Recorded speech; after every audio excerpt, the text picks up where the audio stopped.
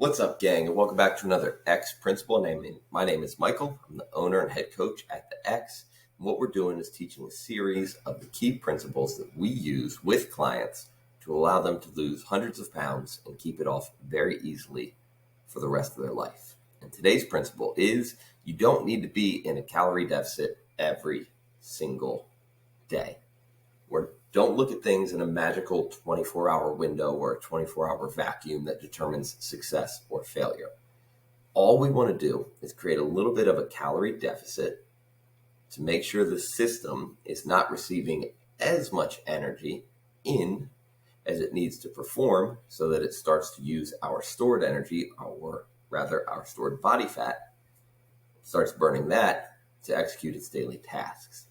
That's not a 24-hour locked off closed system. That is just a general average over time. So if one day you eat at maintenance or above, it doesn't really matter so long as the average week over week is in a calorie deficit. Sometimes being in a calorie deficit every single day is difficult for a lot of people for a lot of reasons that I'm not going to get into because I'm trying to keep this under 2 minutes.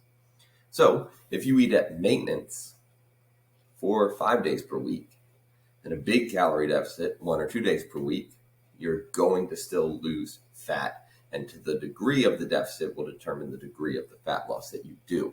It doesn't have to be a 7-day per week deficit.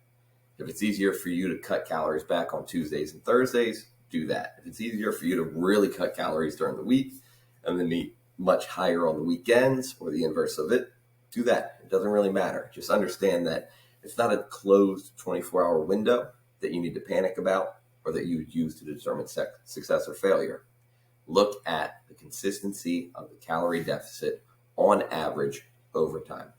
We are just a collection of averages and trends.